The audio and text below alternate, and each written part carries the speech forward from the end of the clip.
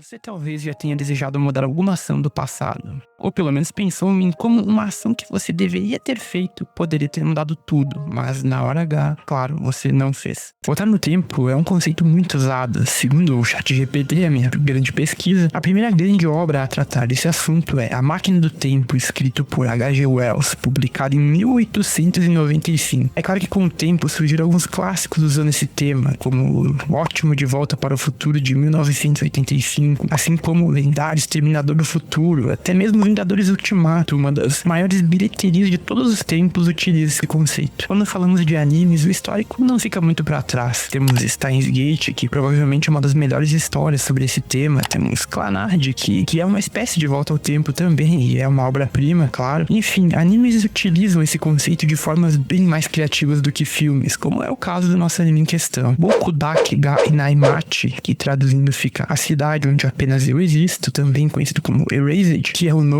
que eu conheço o anime. Ele é um mangá criado por Kei Sambe, lançado entre 2013 e 2016. O mangá gerou uma adaptação em anime produzida pelo ótimo A1 Pictures, olha ele de novo aí. Nessa história nós acompanhamos Satoru Fujinuma, que tem uma habilidade chamada Revival, que faz ele voltar no tempo sempre que houver uma situação de vida ou morte, dando a ele a possibilidade de mudar as coisas. Nesse anime, o grande problema a ser resolvido é evitar uma onda de sequestros que tirou a vida de 3 colegas do protagonista. E a primeira foi a Kaio Hinazuki, que é o foco por boa parte da história, já que em teoria, se ela for salva, todo o resto pode ser impedido por consequência. A animação do anime é competente e ele tem uma ótima trilha sonora, até porque a A1 não costuma errar nesse departamento. O desenvolvimento dos personagens é ótimo, pelo menos até a reta final, porque nesse ponto fica discutível, mas a gente vai falar melhor sobre isso no futuro. E por fim temos o final, e é considerado ruim pela maioria, e eu tenho coisas a dizer sobre esse final, porque comparando com o mangá, o anime tem um final inferior, mas ainda criativo, e claro, vamos falar disso quando chegar a hora. Outro detalhe é a história do vilão, que o anime ignora e estará também nesse vídeo. Dado o devido contexto, vamos ver como essa história se desenrola, comparar o final do anime com o mangá e contar essa história genial.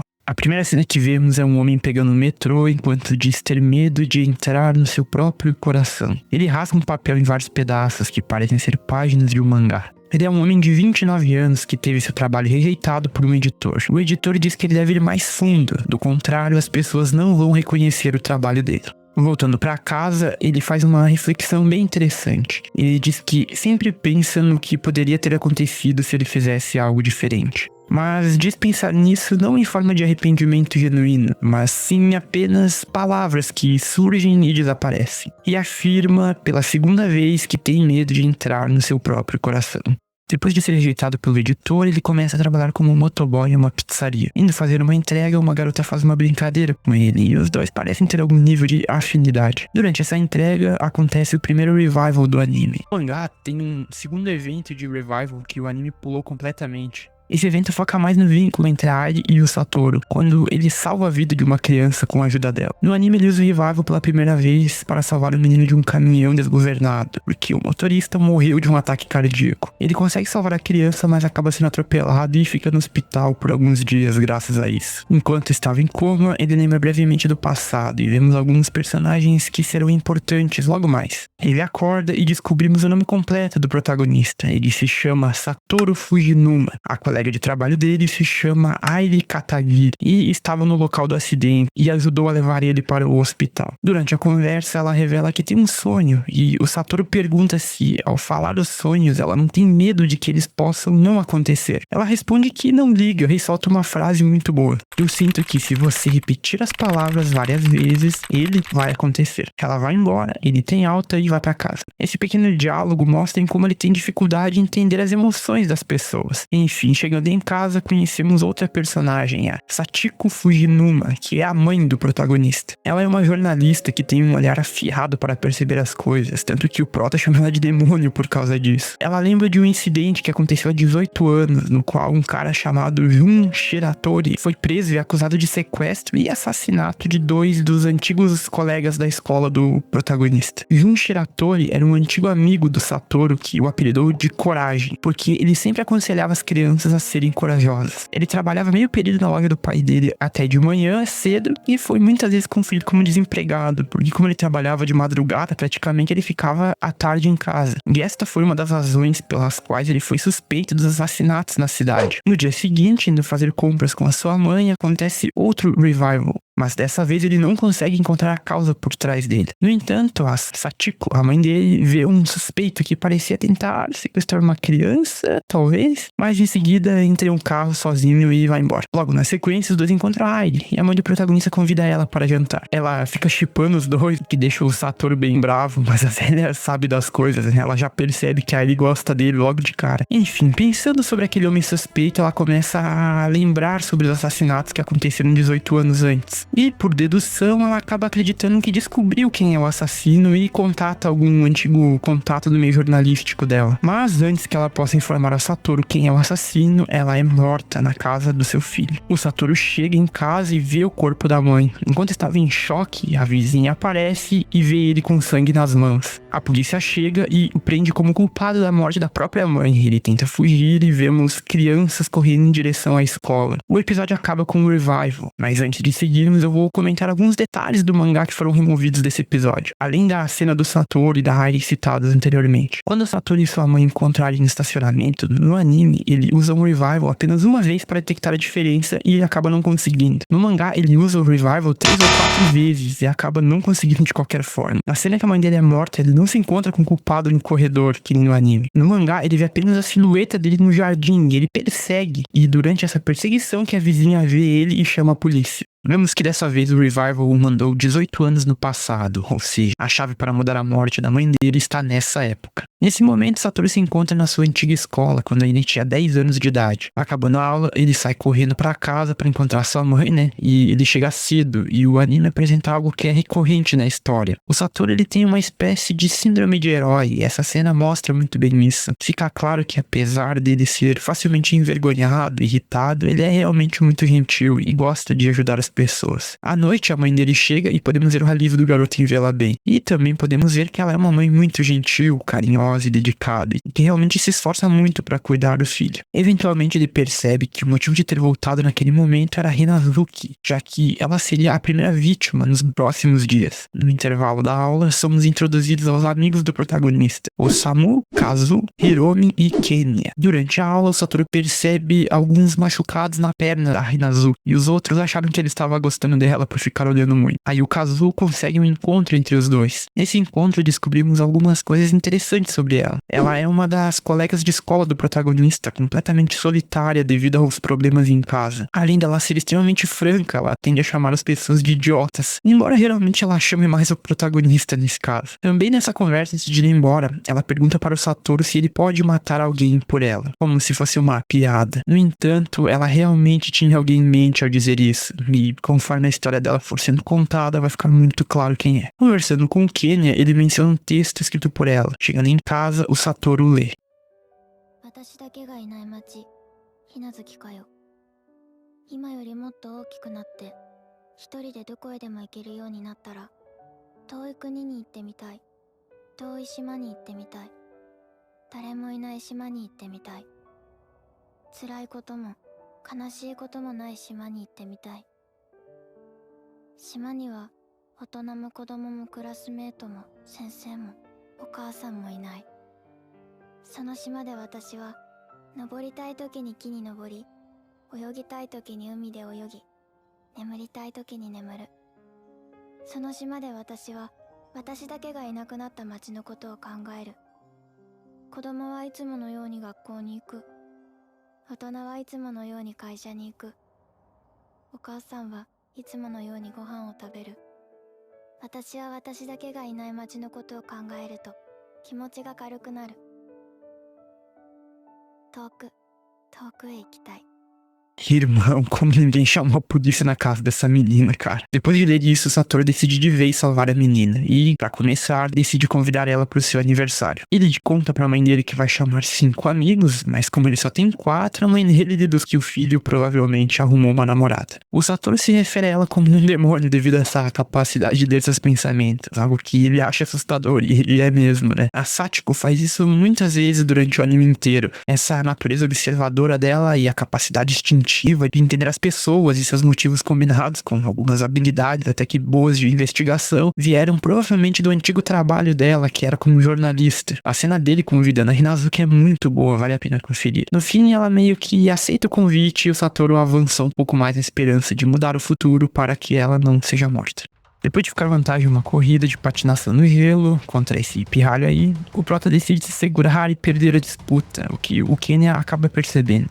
Ele fez isso para evitar mudar desnecessariamente o futuro, porque ele não quer mudanças até o dia da morte da Hinazuki. Ele não quer que as coisas fiquem muito difíceis de prever. O pirralho que ganhou viu que o prota entregou e ficou ansiosinho. Além disso, ele decepcionou a Kaio, e aqui ele tinha prometido uma vitória para ela. Por causa disso, ela acaba não contando a data do seu aniversário. E um detalhe é que ela considerava Satoru e ela mesma como falsos, já que ambos se distanciaram dos outros. Muitas vezes ficavam irritados com os comportamentos das pessoas e tinham problemas de confiança. Depois de não descobrir a data de aniversário da Hinazuki, ele resolve entrar na sala dos professores e ver a data no registro dela. Ele fez isso porque achou que iria ajudar a identificar a data do desaparecimento dela. Porém, acaba sendo interrompido pelo professor. E acaba percebendo que o garoto tem algum tipo de sentimento romântico por ela. E acaba contando pra ele a data de aniversário dela. Que, curiosamente, é no mesmo dia que o dele, dia 2 de março. Enquanto ia saindo, o professor diz a ele para dar tudo de si e se esforçar para ajudar a garota, hein? O prota vai procurar a Hinazuki para se desculpar, mas acaba encontrando coragem depois de perceber um dos aviões de papel que ele sempre fazia. Depois que eles se encontram, eles vão até a casa dele e lá ele percebe o quão diferente ele viu coragem agora que ele é um adulto. O cara tem umas revistinhas ali, mas nada que indique que ele é um sequestrador de crianças, um psicopata. Durante a conversa, ele descobre que o Zoom conhece a Kaio e se encontra com ela algumas vezes no parque, sempre sozinha. Mas ainda assim, como ele parece ser extremamente gentil e até um pouco infantil, o Satoru não desconfia dele nesse momento. Na sequência, ele decide ir até a casa dela, e chegando lá, ele a encontra ferida e quase sem roupas jogada em uma casinha atrás da casa. Ele tenta cobrir ela com a jaqueta e a mãe dela aparece e arrasta ela de volta pra dentro. Quando ele pergunta à mulher como a filha dele acabou ficando desse jeito, a megera obriga ela a dizer que simplesmente caiu. Enquanto as duas se afastam, Satoru fica sem palavras frente às ações sádicas e sem vergonha daquela mulher. Um pouco depois, a gente vai ser bem pesada. Essa maldita enfia a cabeça da filha na pia da cozinha cheia de água gelada pra diminuir o inchaço, das batidas que ela deu. Enquanto o namorado dela pede pra ela deixar um pouco de gelo pra ele. Bando de... Pelo bem ou pelo mal, a menina vai pra escola no dia seguinte. Os dois foram escolhidos para limpar a sala no fim da aula e coletar o dinheiro da turma para comprar o almoço. Logo após, o Satoru vai falar com o professor e conta sobre o relacionamento abusivo da Kaio com a sua mãe. O professor informa o Satoru que no ano passado o Conselho Tutelar do Japão não conseguiu provar isso devido à falta de evidências. Como sempre, os serviços da prefeitura sendo inúteis, nenhuma novidade. De volta à sala de aula, o Satoru percebe que o dinheiro do almoço sumiu e provavelmente foi roubado. Ele relata ao professor que o dinheiro do almoço sumiu, a Misato, essa arranhenta, e acusa a Kaio de roubar e sugere procurar nas mochilas de todo mundo. Procurando, a Kaio encontra o dinheiro na mesa dela e os pirralhos chamam ela de ladra e pobre, é um bando de, O prota fica puto com os betas e defende a Kaio, faz todos ficarem em silêncio. O Kenya sugere que qualquer um poderia ter plantado dinheiro na mochila dela, ou seja, provavelmente foi uma armação de alguém. O professor acaba com a palhaçada e lembra os alunos que a Kaio e o Satoru são responsáveis pelo dinheiro, ou seja, não tem nada de errado em ela estar com dinheiro nesse momento. Meio que fica claro que foi uma das meninas que aprontou pra ela, provavelmente essa menina aí, então tente se lembrar dela, ela será importante mais na frente. Depois de terminar a limpeza, temos provavelmente a cena mais bela do anime inteiro. O Satoru leva a Kaio até uma montanha para mostrar a ela uma árvore de Natal gelada e sugere que eles voltem no próximo verão.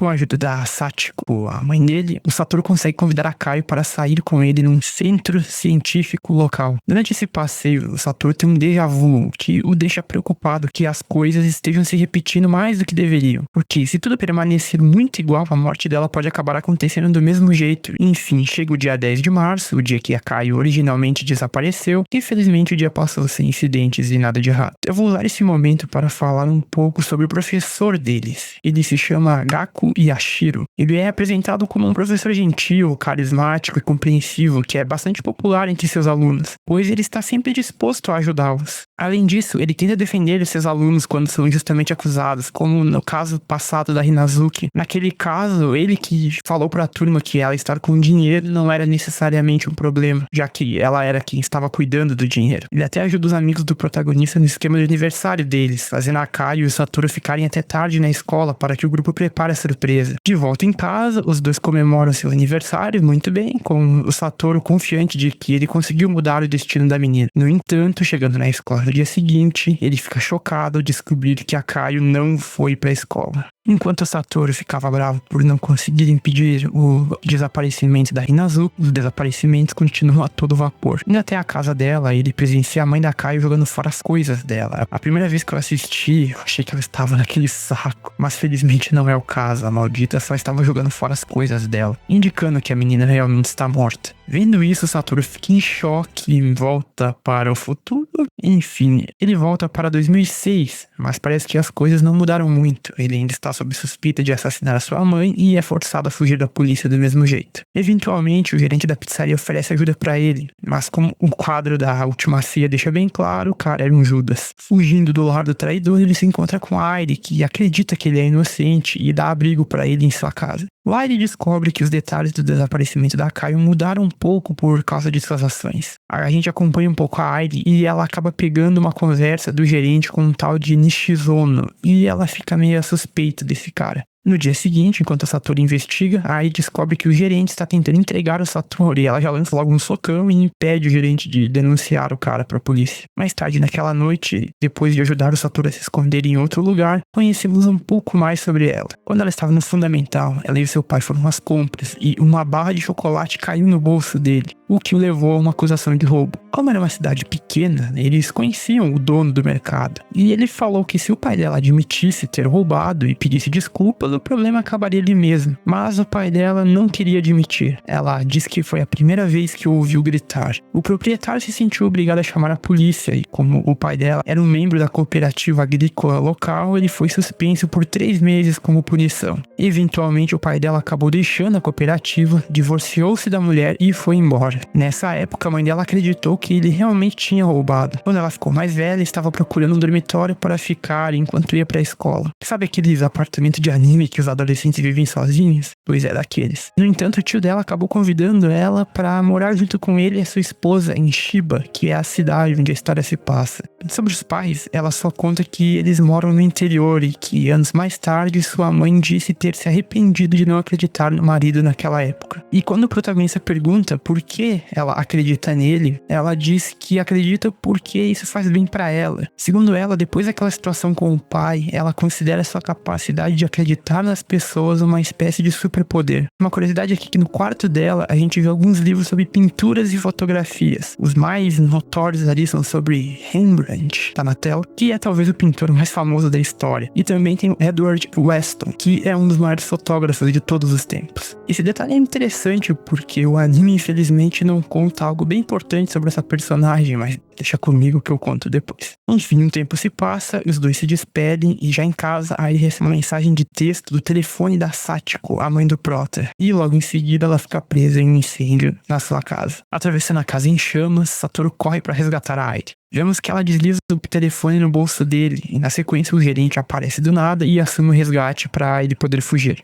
Checando o celular dela, o Satoru liga para um número que a mãe dele tinha escrito em um papel, bem no começo. O número era de um ex-colega da Sachiko, um tal de Sawada. O Satoru liga para ele e os dois combinam de se encontrar. Nesse encontro, Sawada conta sobre o último telefonema que recebeu da mãe dele. Ela alega saber quem era o verdadeiro sequestrador, mas não chegou a falar quem era. Ele também explica os detalhes acerca da morte da Caio. Ele entende que mesmo depois do Coragem ser preso, aconteceram outros incidentes de sequestro em uma cidade próxima. Além disso, ele deduz que o verdadeiro sequestrador foi quem matou a mãe do protagonista. Enquanto Satoru examina as descobertas dos Sawada sobre o incidente do sequestro, vemos até uma lista de suspeitos anteriores, e o pai do Coragem está na lista dessa vez. Além disso, o número de suspeitos é bem baixo, então fica claro que o assassino pensou cuidadosamente dos planos, porque ele mata Hiromi Sugita, um menino que tem uma aparência bem afeminada. Ele faz isso para parecer que o único interesse do assassino era em mulheres. Com essa jogada, ele induz a investigação a uma direção bem longe da verdade. O Sawada vai ao hospital para se encontrar com a Airi, mas descobre que a mãe dela trocou de lugar com ela e ela saiu para encontrar com o protagonista. Os dois acabam se encontrando e ela conta sobre um homem misterioso chamado Nishizono, que ela viu mais cedo, que pode ter sido responsável pelo incêndio. Mas, infelizmente, a polícia aparece e prende o Satoru. Enquanto ele ia sendo preso, ele vê o mesmo cara que saiu da casa dele na noite em que a mãe dele foi assassinada. Determinado a não deixar as coisas terminarem do jeito que estão, Satoru consegue fazer outro revival só na força do ódio, retornando para 28 de fevereiro de 1988. Durante a escola, no dia seguinte, o Kenya dá uma de Sherlock Holmes e meio que descobre tudo, entre aspas. Tirando a parte da volta no tempo, né, porque aí seria demais até, né. Enfim, ele admite que sabe sobre a violência que a Caio tem sofrido há algum tempo e oferece sua ajuda ao Satoru, que agora tem um baita aliado. A situação nesse ponto é a seguinte: a Caio vai desaparecer nessa noite, ou seja, ele precisa fazer alguma coisa e fazer rápido. Para começar, ele joga uma pedra na janela do Jun para atrair a polícia, o que vai lhe dar um álibi de onde ele estava nessa noite. O próximo passo foi se livrar da mãe da Caio. Ele decide empurrar ela de uma escadaria alta, mas o que não impede de fazer as coisas de maneira tão burra e tenta pensar em algo melhor. Um detalhe é que no mangá o Satoru usa um taser caseiro para apagar a mulher. Ao invés de fazer isso, ele resolve sequestrar a Caio com a devida permissão dela, é claro. Ele a esconde em um ônibus abandonado por alguns dias até o tempo passar, e ela fique segura, porque dessa forma certamente o futuro irá mudar. Na noite de 3 de março, alguém entra no ônibus e chuta uma caixa, parecendo estar frustrado. Isso enquanto a garota estava sozinha lá dentro. A Caio, coitada, mal consegue se esconder do maluco, mas felizmente ele não a vê. Ele fica ansiosinho e dá um chute em uma caixa apenas e vai embora. Na noite seguinte, o Yashiro vai com algumas pessoas do conselho tutelar para investigar a casa da Caio, mas a mãe dela escapou deles. A Caio conta pro Satoru e aos outros sobre a pessoa que apareceu na noite anterior. Olhando para uma mochila que foi deixada para trás, eles encontram ferramentas que o Satoru reconhece como usadas para incriminar o Coragem pelo assassinato da Caio na outra linha do tempo. Ou seja, o homem que apareceu naquela noite era de fato o assassino, então ela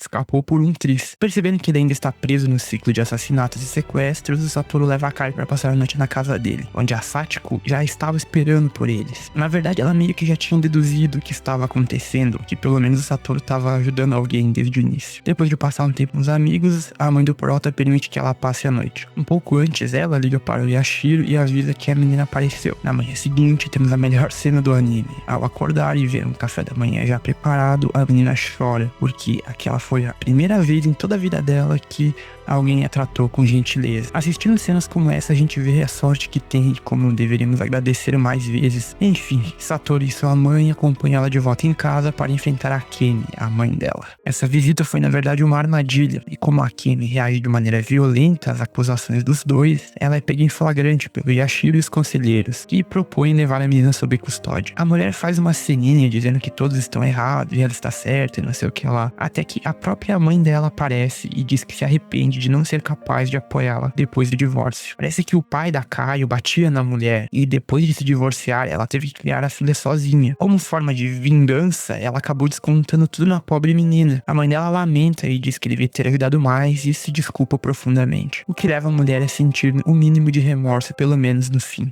Tendo resolvido a situação da Caio, que foi morar com sua avó, Satoru volta sua atenção para as outras duas vítimas em potencial. Hiromi Sugita, que é esse amigo dele, e a Aya Nakanishi, uma estudante da escola vizinha. Ele começa a vigiar ela e procurar uma brecha para se aproximar da garota. Na verdade, ele dá uma stalkeada violenta na menina. No meio da sua perseguição, a mãe dele aparece e o obriga a carregar umas compras e voltar para casa. Mas tendo que carregar umas sacolas pesadas, eles tiveram sorte, porque o professor do Satoru aparece e dá uma carona. No caminho pra casa, eles têm uma conversa normal e a mãe de Satoru até dorme. Em um momento ele vê um papel saindo do porta-luva e quando ele encosta, vemos um monte de doces caindo no chão. E o Ashiro fica mais ou menos assim. Ele alega que usa os doces como auxílio desde que parou de fumar. Diferente de como é com a Aya, o Hiromi é mais tranquilo, porque os dois já são amigos. O Satoru resolve ir com o Kenya e o Hiromi pra inspecionar o ônibus que a Kai ficava. No entanto, tudo que tinha lá sumiu. O Satoru decide contar pra ele sobre o assassino em série que estava mirando na Kai. Nesse ponto, a gente vê que o personagem dele está muito bem construído. Ele foi de um adulto desiludido para alguém que confia nos amigos e faz o que deve ser feito. É bem legal de acompanhar o desenvolvimento do personagem. Enfim, eles hesitam bastante, mas principalmente o Kenya compra a ideia dele. No final do dia, ele vai até de mãos dadas com o Hiromi pra casa. Na sequência, o anime mostra que uma colega do protagonista anda ficando muito sozinha ultimamente. Depois de algum tempo, o Satoru e seus amigos se aproximam da Aya, que, apesar de resistir bastante no início, aceita ir até o esconderijo deles. Mais tarde, o Satoru começa a ficar de olho em Misato Yanagihara, a pirralha que acusou a Kai de roubar o dinheiro do lanche. Como eu mencionei agora há pouco, ela anda muito sozinha desde o dia que foi exposta na sala. O Satoru se preocupa porque, nesse ponto, ele sabe que o assassino ataca crianças que ficam sozinhas. Ele vai atrás dela em uma partida de rock e vê que a menina está lá, completamente isolada. Ele a segue até o banheiro, ela demora e quando ele decide entrar, o Yashiro aparece do nada. Os dois têm uma rápida conversa e parece que ela já foi embora. Percebendo um caminhão que pertence à família do Coragem, o Satoru vai com o Yashiro atrás do caminhão, temendo que ela pudesse ter sido sequestrada. No caminho, o Satoru revela por seu professor o que tem feito até agora. Depois de ouvir isso, descobrimos que, na verdade, ele é o assassino e usou a Misato para atrair ele até uma armadilha. Ele explica como o Satoru frustrou os planos dele, prende ele no carro com um cinto de segurança e joga o carro em um lago congelado. E nesse momento, vamos falar sobre algo que o anime conta bem superficialmente, o passado do vilão. Yashiro Gaku nasceu de pais tranquilos, com um irmão que era 2 anos mais velho do que ele. Eles colocaram todas as suas expectativas no filho mais novo e acabaram negligenciando um pouco o filho mais velho. O problema é que o irmão mais velho era um psicopata de marca maior que constantemente batia e manipulava o irmão mais novo. Ele foi para a escola primária Mikoto junto com seu irmão. Durante o 5º ano, o seu irmão o convenceu a se tornar seu cúmplice. O desgraçado atraía meninas da sua escola para o armazém de sua família. O seu irmão, fazia o que queria fazer com elas. Era trabalho dele garantir que elas não contassem para ninguém sobre o que acontecia. Um tempo depois, no seu primeiro dia de escola secundária, logo pela manhã, o irmão dele, como sempre, mandou ele vigiar fora do armazém. Pensando que ninguém viria, ele deixou a gaiola do seu hamster lá e foi jogar. Quando voltou, encontrou a mãe fora do armazém falando com alguém. Ele espera, que ela saia para depois entrar, e lá dentro ele encontrou seu irmão em pânico. Enquanto ele ouvia a mãe dele falando, ele tentou silenciar a menina cobrindo a boca dela. Porém, acidentalmente ele a matou sufocada. O irmão dele tentou fazer respiração boca a boca, mas foi em vão. Dado isso, eles escondem o corpo dela no armazém temporariamente. A notícia do desaparecimento da menina foi muito comentada na escola. As crianças agora tinham que voltar para casa em grupo ou com alguém mais velho para se manter seguras, e teve até um toque de recolher à noite. Um belo dia, ele chama o irmão para o armazém e acaba assassinando o seu irmão e fazendo parecer um suicídio. A mãe dele foi quem descobriu o corpo primeiro, e a polícia declarou que ele se matou por culpa de ter matado a menina. Logo depois, seus pais se divorciaram e venderam sua casa. Ele então se muda para a casa do seu avô junto com a mãe dele. Enfim, o tempo foi passando e conforme ele foi para a faculdade para se tornar um professor de escola primária, no seu 3º ano de faculdade, ele volta para a cidade natal dele para ganhar experiência assistindo outros professores dando aula. Nesse ponto, ele se torna o assassino que conhecemos. Ele tenta sequestrar uma garota chamada Atsuko, mas ele falha quando o amigo dela, que era o Satoru, aparece, que levou ele a, daquele momento em diante, tentar ser mais cauteloso na abordagem, como nós vemos muito bem, durante o anime. 3 anos depois, em seu 2º ano dando aula, ele se viu envolvido com uma conselheira psicológica que era 2 anos mais velha que ele. Ela era formada em psicologia clínica e desenvolvimento infantil. Ela era uma professora convidada na faculdade que ele estava estudando. Ela ensinou ele sobre o desenvolvimento infantil, mas ele não estava interessado nela, mas como ela poderia ser útil, ele a manteve por perto. Quando as crianças começaram a desaparecer, ela ficou desconfiada e começou a fazer perguntas sobre o que ele estava fazendo durante os dias dos assassinatos. Como não poderia ser diferente, ele acabou matando ela, empurrando pela janela. A polícia determinou que ela se matou por causa do estresse. E olha a cara de felicidade do maldito. Eventualmente, Finalmente, ele se tornou o professor da escola do Satoru e acontece o que a gente viu. Para finalizar, o anime conta a origem da psicopatia do Yashiro. Ainda na escola, uma colega deu pra ele uma caixa com 8 hamsters. Chegando em casa, o maldito decidiu afogar os bichos e, de acordo com ele, teve uma cena que chamou sua atenção. Um dos hamsters usou o corpo dos outros para não se afogar. O desgraçado achei isso empolgante e decide cuidar desse hamster. Um elemento que aparece bastante no mangá é um fio em cima da cabeça dos alvos dele. Ele diz que consegue ver esse fio e mata apenas quem ele vê essa linha. Antes de ir embora, afirma que o Satoru não vai morrer. Como vocês viram, junto com a história que eu terminei de explicar, basicamente conta tudo sobre o personagem. Nesse ponto em diante, o anime é bem diferente do mangá e por enquanto vou me manter na linha do anime. Satoru acorda em 2003, parece que coma por 15 anos após a tentativa do Yashiro de matar ele. Parece que ele perdeu a maioria dessas memórias, incluindo a identidade do assassino. Enquanto fazia reabilitação, Satoru é visitado pela Kaio, que felizmente cresceu e se tornou uma dona de casa, e tem até um filho. A cena dos dois se encontrando é bem emocionante. Depois de tudo que ele fez para salvá-la, e ver ela tendo um bom futuro é realmente muito emocionante. Ela se casou com Hiromi, que tornou-se um médico. Eles têm um filho juntos chamado Mirai Sugita, que é dito ter as sobrancelhas do pai. Essa visita dela o encoraja a se esforçar mais e começar a andar novamente. Mais tarde, ele conhece uma paciente com leucemia chamada Kumi, que vai passar por uma cirurgia logo mais. Vemos um cara tirando foto dos dois, mas o bicho ruim se livra deles. O Yashiro até vai falar com ele, mas parece que, de fato, o Satoru não lembra de nada. Os dois conversam e o Gaku inventa um monte de coisa e por enquanto fica nisso mesmo. Um dia antes da cirurgia da Kumi, o Yashiro leva o Satoru para o telhado. Chegando lá, ele recupera as memórias e encara seu antigo professor.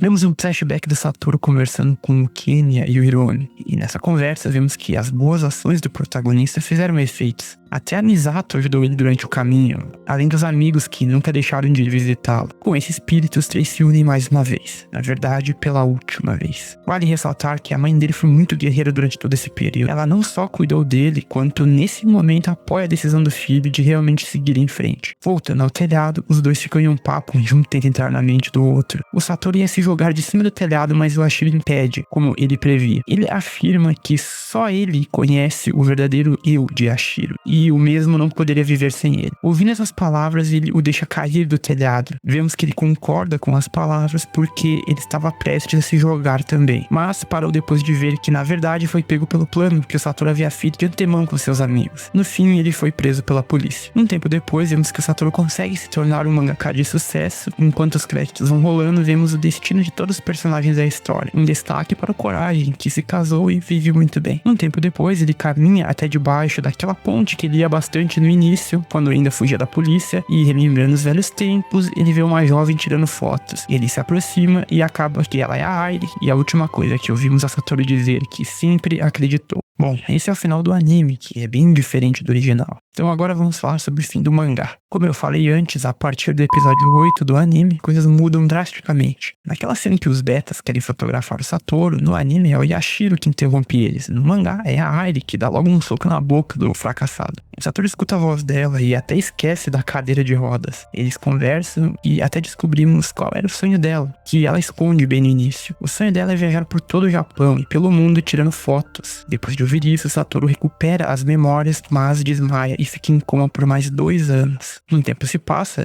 e depois que ele pode andar, ele vai para a cidade e vê a Airi de longe. No entanto, ele decide não falar com ela, a fim de mantê-la longe do assassino, de deixá-la segura. Além disso, ele tem uma relação de irmão mais velho com a Kumi, a menina que tinha leucemia, que aparece brevemente no anime. Além disso, parece que o Yashiro tem ela como alvo dessa vez. Ele passa muito tempo investigando para descobrir onde está o assassino. Passam-se muito tempo. E o final acontece em um acampamento de férias para pacientes que se recuperaram daquele hospital, como o Satoru e a Kumi. Lá, a luta entre os dois é bem mais complexa em comparação com o anime. E o Sawada e o Kenya também têm um papel bem maior. Nesse último confronto, o Yashiro pretende matar o Satoru e a si mesmo em uma ponte que o próprio desgraçado incendeia. O Satoru agarra ele e se joga da ponte. O Kenya e o Sawada salvam a vida do Yashiro e ele acaba preso. E a mãe dele adota uma Kumi e o resto é um pouco mais parecido. Ele se torna mangaka e encontra a Ai debaixo daquela ponte. E assim encerra essa história incrível. Vamos falar um pouco sobre esses dois finais. Então vamos lá. Ao contrário do que dizem por aí, eu não acho o anime exatamente rushado. Na verdade, é como se o anime ele fosse uma versão do diretor dessa história. Tanto que se analisarmos por esse parâmetro, o anime está bem longe de ser ruim. Mas o diretor cortou muitas coisas. Por exemplo, o passado do Yashiro, que é um grande erro. No mangá, a área é muito melhor aproveitada. Tanto que, quando vemos que a Kaio se casou, lendo o mangá, a gente fica feliz. E essa era a intenção do autor. Mas no anime, a gente tende a ficar puto, porque a Kaio é construída dando a entender que ela é o par romântico do protagonista, enquanto no mangá fica muito claro que o Satoru gosta da Hai, e a gente tende a torcer para que eles dois fiquem juntos, não para que ele fique com a Kaio. Enfim, isso é só um ponto específico, eu poderia reclamar muito mais, mas a questão é que esse anime deveria ter tido 22 ou 25 episódios. Eu li o mangá para fazer esse vídeo e a história é muito boa, é muito melhor, e infelizmente o anime não sabe usar a obra, quando comparado diretamente, o que é engraçado, porque se você olhar o anime de forma isolada, ele é muito bom, um anime muito acima da média, que na minha opinião só comprova a qualidade dessa obra. Enfim, é isso. Esse com certeza foi o vídeo mais complexo que eu fiz até agora, e também o que deu mais trabalho. Espero que gostem e fui.